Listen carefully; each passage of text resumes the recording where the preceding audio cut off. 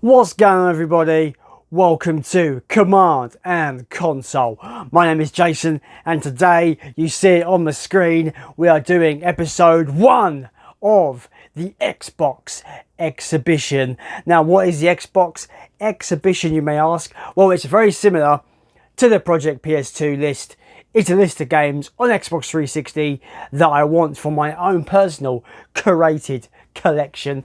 Today we're hitting the charity shops, and of course once again we're hitting the CEXs of my local area to see what we can get for the 360 and what we can cross off that coveted created collection list.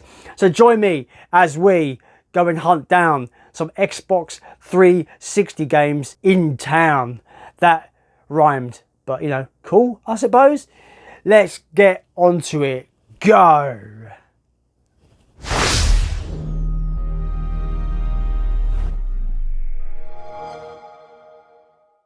We have arrived at our local children's hospice charity. They had a few games here. Fight Night Round 3 was almost a given, but the disc was terrible. Lara Croft, Tomb Raider Legends was definitely one I was eyeing up. And then we've got Indiana Jones and Kung Fu Panda. Don't see those double packs very often. So yeah, we picked up Lara Croft, Tomb Raider Legend. It is complete in box, which is always nice to see. The games at this children's hospice charity were £1 each, which I think is a pretty good deal for a game. I was going to pick up that Fight Night Round 3, but the disc was just ripped to shreds. It was no point. But Lara Croft was coming home with me. I didn't get footage of this next game because I was umming and ahhing about picking it up. Again, it was £1, but the disc was just not in a good shape at all. But I just thought, let's pull the trigger, let's risk it for a biscuit and pick it up for the collection.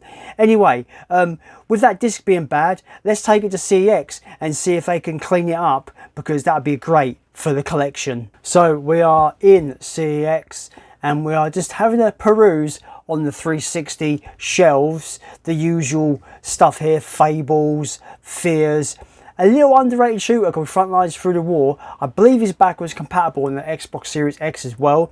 And a big hitter for me, and it's on the created collection list, Far Cry 2. Loved that game, guys. Back in the day I played tons of it. As we go down to the G's, you've got obviously the Gears of War stuff, Ghost Recons, and yeah, some usual, the typical titles. Halo 3, the Halo games are obviously going to be ones that I would pick up usually. Kane and Lynch 2 Dog Days. I think the two Kane and Lynch games are fairly underrated, guys. The Final Fantasy game that isn't a Final Fantasy game, Lost Odyssey. Pretty great actually, that RPG. Is pretty much what Final Fantasy 11 should have been. A weird oddity, that Legendary. It didn't get rated very well, but it wasn't too bad. Another game that's on our list, Metal Gear Rising: Revengeance. Another underrated little game, Prey. Better than the recent one in my opinion. Didn't like the recent one at all. I'm probably going to get hate comments now. Fantasy Star Universe, pretty decent for £2. I remember playing that game quite a lot. I've never had a Kinect sensor before, but Rise of Nightmares is a Sega Kinect game I've always been kind of intrigued by. Definitely a game I wanted to kind of give a go. Speaking of the Kinect, Star Wars Kinect is meant to be terrible. We found a Holy Grail game. It is on the PS3 list, but it's cool to see it nonetheless on 360 there. 28 quid is quite pricey. It's probably going to go up a bit more. Superman Returns is a game that always intrigues me, because how can you really do Superman properly in a video game? Too Human, a game that is infamous for basically being told that they had to destroy all the games. Silent Hill Downpour, that is on our Holy Grail list, guys. £40 is quite a hefty price to ask for it. I had to leave it there because I just couldn't justify £40. Here's a fun one that I forgot was on the system. Quake IV. Really love that game. I might have to snag that actually. That might have to come home with me. And there we have it. The glorious CEX. And we are back. We are back in the room of games. Not really. I don't know why everyone calls that a games room. It's just a room, isn't it, guys? Anyway, yeah, as you saw, we perused through some charity shops and some CEX stores to check out their 360 lineup and collections and see what I can find.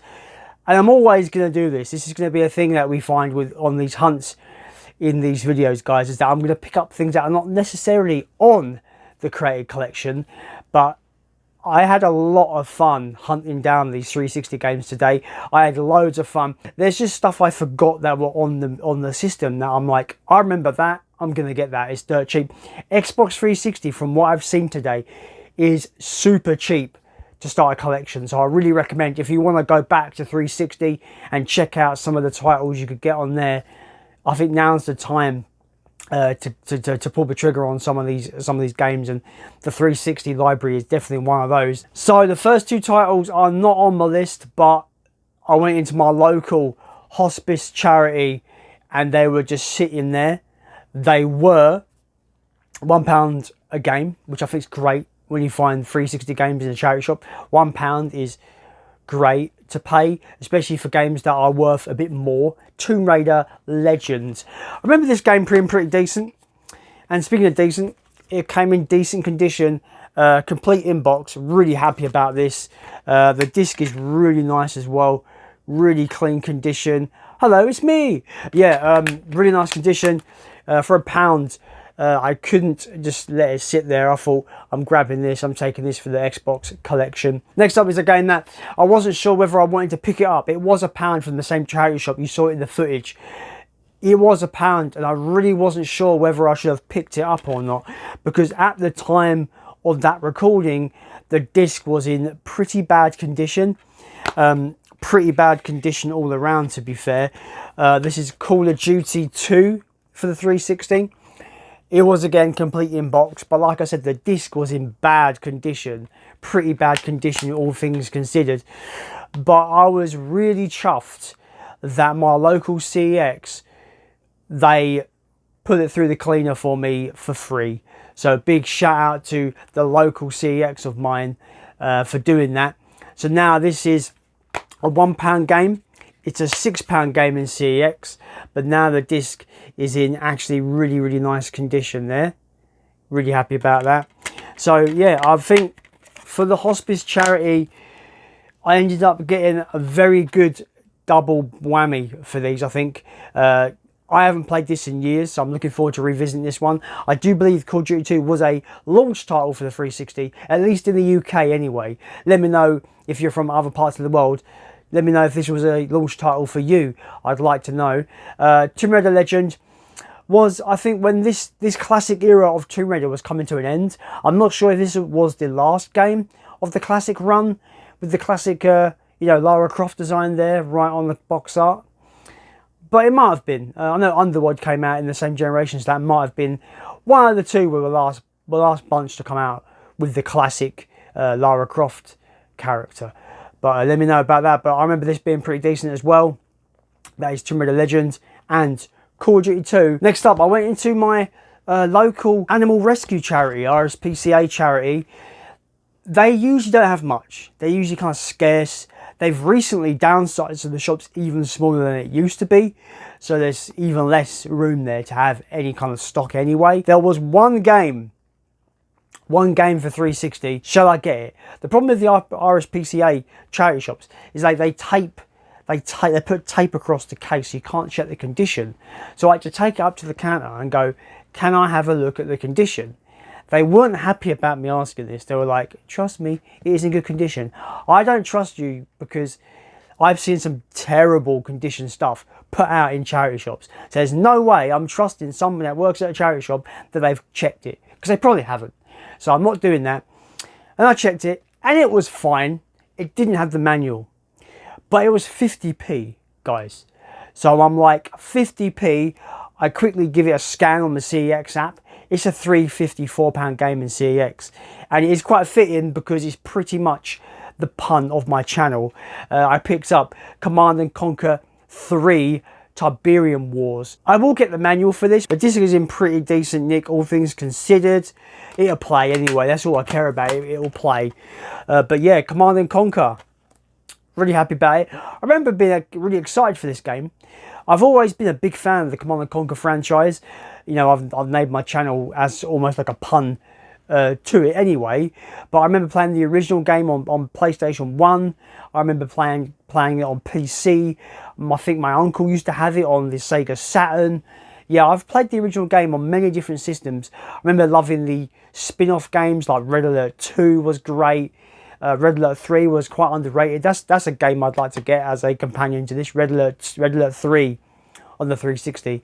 But yeah, I had to pick this up for 50p, Command & Conquer 3. That's when it takes us to our final stop of the day, and that is obviously my local CEX. There was some great stuff in there that I really wanted to get, like Silent Hill Downpour, but that's a £40 game. It is in my holy grail list, of course. £40 for Silent Hill Downpour.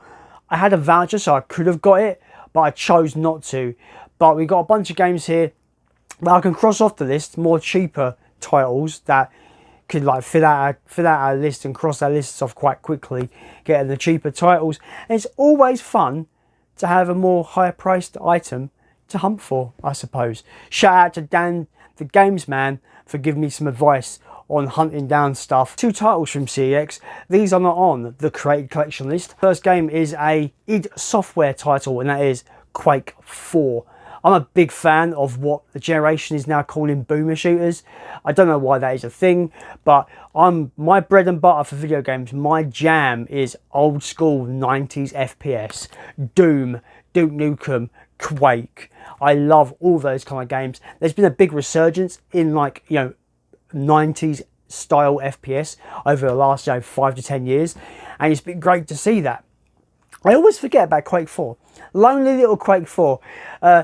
I love this game when it came out. Really did love it. I used to have it on 360. I've got it on PC as well. I've got it on Steam as well. I hear a lot of people say it's kind of forgettable because it takes too much from Doom 3, and it takes that more kind of grounded approach, more kind of horror approach that Doom 3 did, which a lot of people don't really like. But I love Doom 3, so there was pretty much a high chance that I was going to love this, and I did. And it's just one of those titles that I forgot that was on 360.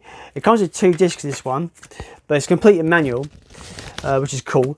Discs are in great condition, but it's got the main game disc there, but it's also got this bonus disc. And I'm not sure what comes onto this bonus disc. Does it even say? This is cool, guys. So it includes the making of Quake 4, and apparently you get the full copy of Quake 2 on here, which that is cool. Why can't more games include their more legacy titles on here? I know if you bought the Doom 3 BFG edition, it had Doom 1 and Doom 2 on there for you as unlockables. I really like this game. I think it's really, really fun. Great gunplay. More horror based than the previous Quake games, of course. But yeah, Quake 4, a game I had to pick up. Next up is a JRPG that I remember playing hours of. I'm talking about Phantasy Star Universe. Really enjoyed this one. Really fun single player campaign. Comes complete in box here. I think this was like £1 in CEX. Didn't cost me a lot at all. There's a fun thing in here.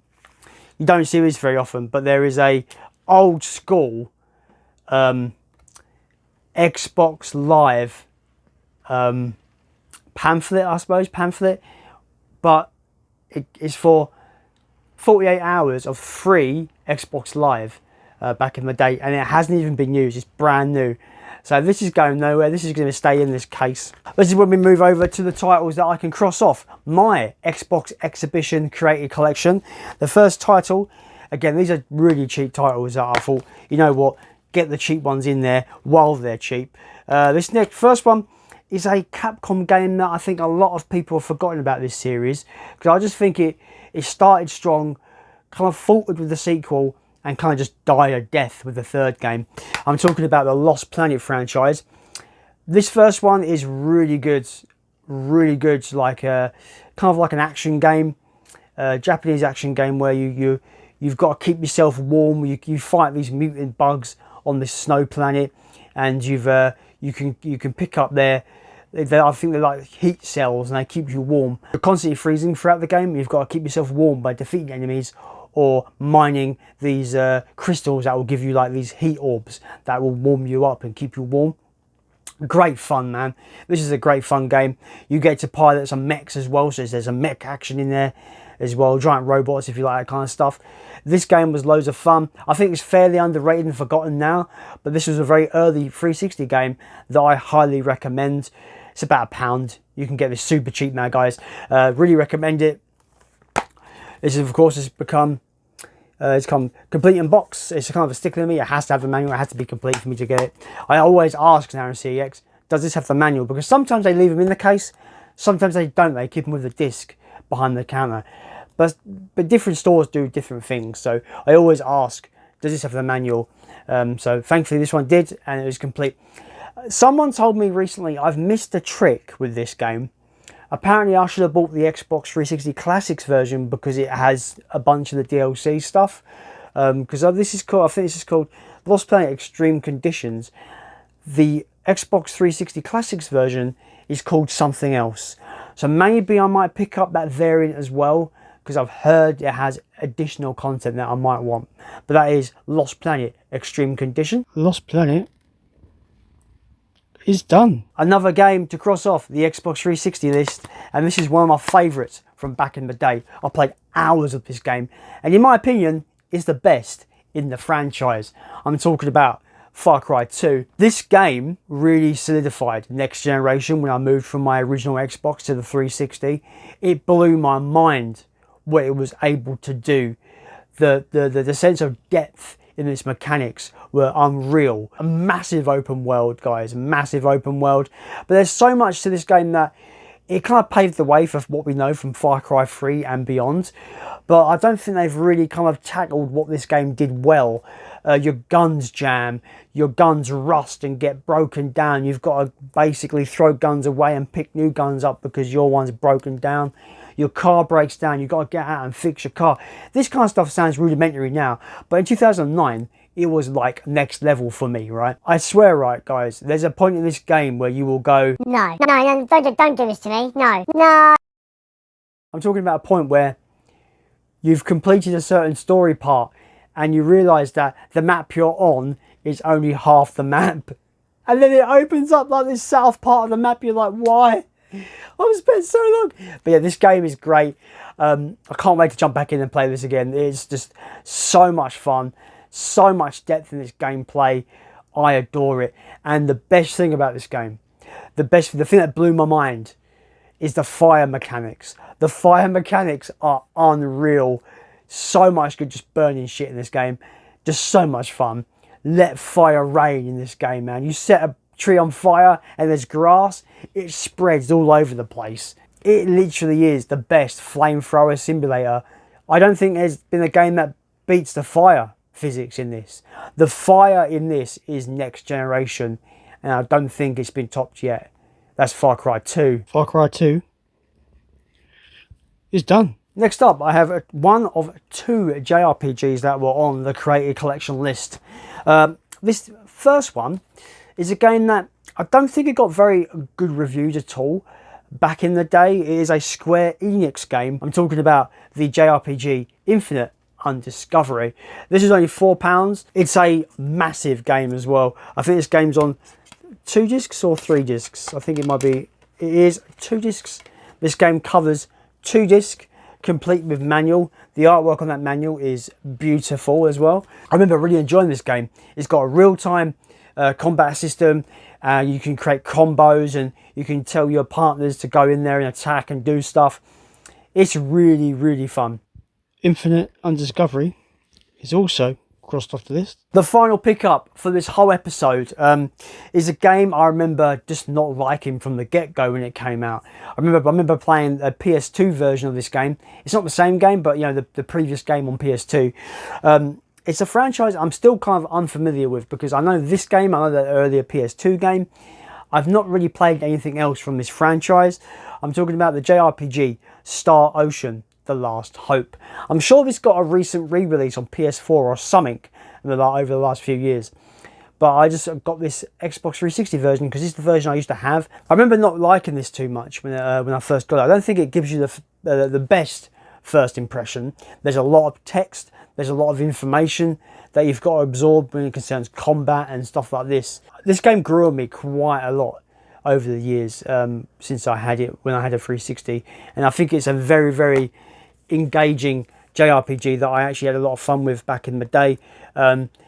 It's funny when you go back to these games, I might not like this on a replay. Any of these games, it's fun because you go back to these games, nostalgia can warp your mind big time, and sometimes your taste change, don't they? And you may not like it. But I didn't like this at first. It grew on me back in the day. I ended up liking it a lot. It had to go on the list just for nostalgia's sake. But yeah, this is on 3 discs and comes with a manual. Do you remember when games spanned more than 1 disc, guys? It's unbelievable. It feels like an old kind of, back in the dark ages, right? But yeah, Star Ocean Last Hope.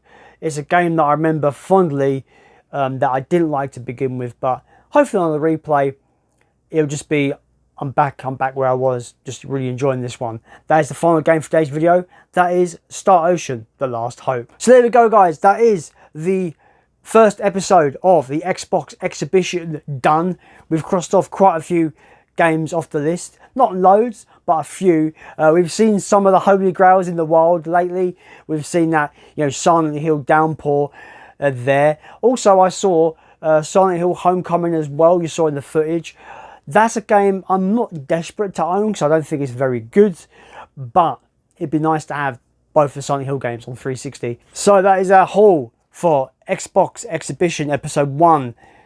Be sure to join me on Episode 2 coming up maybe in a week or so, whenever I get out and about to another CEX store or charity shops. I will see you on the next episode, and as always, let's continue to build a games collection.